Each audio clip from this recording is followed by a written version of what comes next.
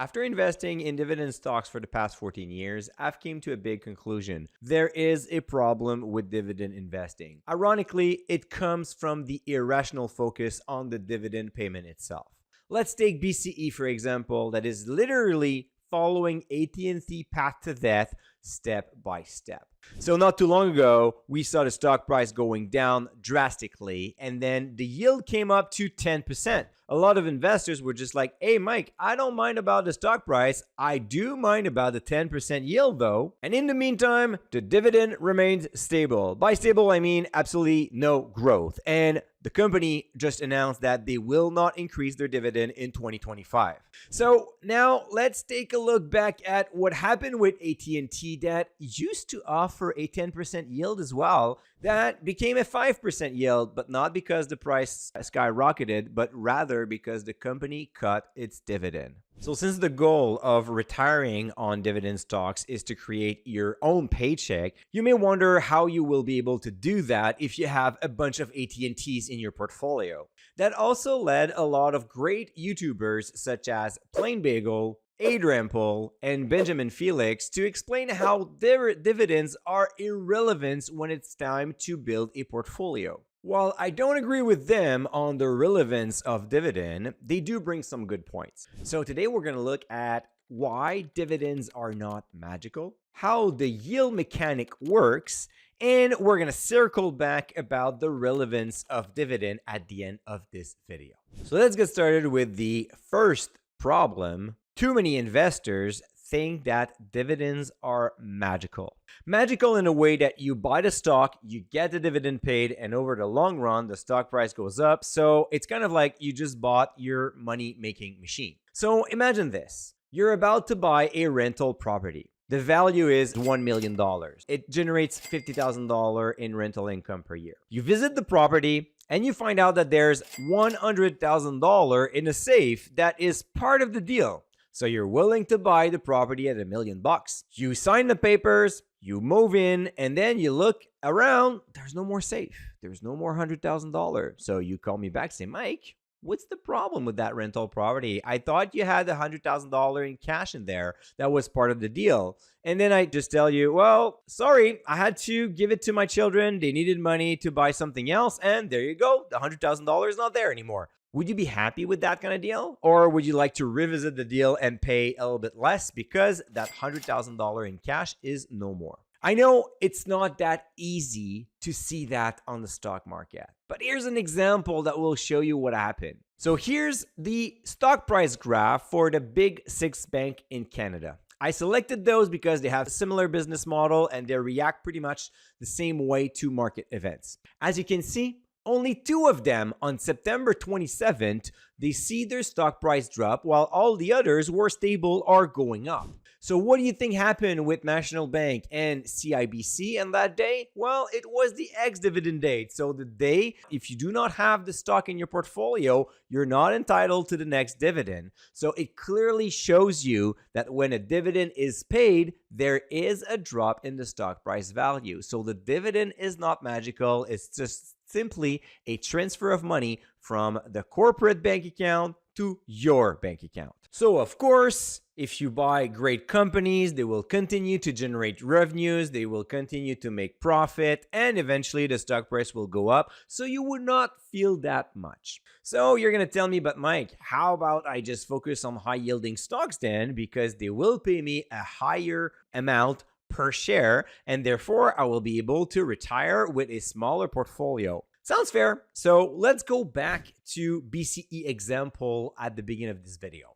The stock price drop, the yield goes up, and then you have a 10% yield. So the question you must ask yourself is, why does stock price drop? Well, then probably because investors are selling, right? Because it's just a matter of like offer and demand. Less investors that want the stock price drop. But why investors are selling? Well, they are selling because the company is struggling, and this is what creates the high yield. You don't believe me? Well, let's take a look at the latest quarter for BCE and their guidance. So as you can see here, for the revenue growth for 2024, they expect a decline of 1.5%. Not great. For the earnings per share, they expect a decline between 7 to 2%. Not great either. And for the free cash flow, they expect a decline of 11 to 3%. So, declining revenue, declining profit, declining cash flow, and really you think that investors are excited to buy this business? Well, you pretty much have your answer, right? Here's another example. Let's take a look at Intel now. So, Intel stock price between 21 and 24, stock price keeps going down, the yield keeps going up. So what you see here is an amazing opportunity to buy a stock offering a 5% yield. That's amazing. Well, then ask yourself why the stock kept on dropping during that time. There is a simple explanation when you look at the revenue that kept on falling, the earnings per share that kept on falling, and eventually it led to what? A dividend cut. You know, I'm a big fan of the dividend triangle, which is the analysis of three simple metrics. I look at the revenue, the earnings per share, and the dividend trend over the past 5 and 10 years to determine if the company is healthy or not. When you think about that, weaker sales mean weaker profits. Weaker profits will often lead to no dividend increase like Bell or a dividend cut like Intel. So if you want to avoid those dividend cutters or those struggling companies, please register to my next webinar on November 28th, Dividend Income for Life. In this webinar, we're going to debunk the myth of high-yielding stocks. We're going to look at how to select quality stock, quality income companies. We are also going to look at a complete retirement portfolio example. And finally, I'm going to teach you how to create your own retirement paycheck. So you can register in the link description below. The webinar is 100% free and you will receive a replay if you cannot attend to the live event. All right, so if dividends aren't magical and the dividend yield could be a function of a struggling company, does that mean that dividend investing is completely irrelevant? Not exactly. In fact, if you look at the dividend triangle, as I explained before, and you look at the revenue, earnings per share, and dividend increase trend, then it's going to tell you a lot about that business, because an increasing dividend is a function of a thriving business. And what you want for your retirement is a thriving stock. You want to have businesses that will show revenue growth, earnings growth, and of course, dividend growth.